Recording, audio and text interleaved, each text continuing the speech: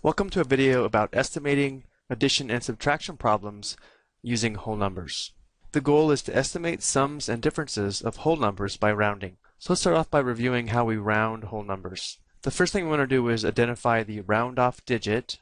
Then, if the digit to the right of the round-off digit is less than 5, we do not change the round-off place digit. If it's 5 or more, we increase the round-off place digit by 1. And the last step is to replace all digits to the right of the round-off place digit with zeros. For example, we want to round both of these numbers to the hundreds, so we'll first identify the hundreds place value, which is the 7 for both numbers. The digit to the right is what I call the decision maker, which tells us whether we round up or round down. So for 3,739, if we round this to the hundreds, this 3 tells us to round down, which means we do not change the 7 and then replace the digits to the right with 0, so this would round to 3,700. However, on the second example, the digit to the right is a 6, which means round up, so we change this 7 to an 8, and then the digits to the right will be zeros, so this would round to 3,800. Let's go ahead and apply this technique to adding whole numbers. Here we want to estimate the sum by rounding to the tens. So we'll round each of these whole numbers to the tens. We'll first identify the tens place value. The digit on the right tells us whether to round up or round down. So for 348, this 8 tells us to round up. So this rounds to 350. Plus, and for 73, this 3 tells us to round down. So this would round to 70. So to estimate this sum, we could add the rounded numbers instead, which is typically easier. The ones column would be 0. The tens column would be 12. So we write down 2 and carry 1.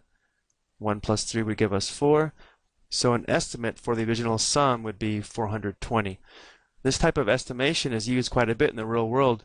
For example, when you go to the grocery store and you buy a bunch of items, we often round to the nearest dollar or even $10 to determine what our approximate cost will be when we go to the checkout counter. Let's take a look at a couple more examples. Here we want to estimate the difference by rounding to the thousands. So this 4 is in the thousands and so is this 6. The digits to the right will tell us to round up or round down. So 14,389, this 3 tells us to round down, so this would round to 14,000. And 6,846, this 8 tells us to round up, so this would round to 7,000. Well, 14,000 minus 7,000 would be 7,000, which would be an estimation for this difference. On this example, we want to estimate the sum by rounding to the nearest 10,000s. We'll first identify the round-off place value. That would be this 0 and this 8. The digit to the right is our decision maker, which tells us to round up or round down. This 4 tells us to round down, so we don't change the 0, and everything to the right is replaced with 0. So this rounds to 7 million.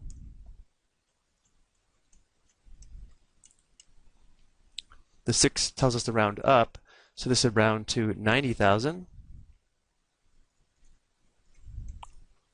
Notice most of these columns are zeros. Here we have a 9, a 0, and a 7. So the estimation for this sum when rounding to the 10,000s is 7,090,000. Let's take a look at one more. Now we're back to estimating a difference, and here we'll round to the thousands. The 9 is in the thousands, and the 3 is in the thousands. This 4 here tells us to round down. This 8 here tells us to round up. So this will round to 89,000. This will round to 24,000. And we're finding the difference. So again, the first 3 columns are zeros. Here we have 9 minus 4, that's 5. And 8 minus 2 would be 6. Our estimation is 65,000. Okay, that's going to do it for this video. Thank you for watching.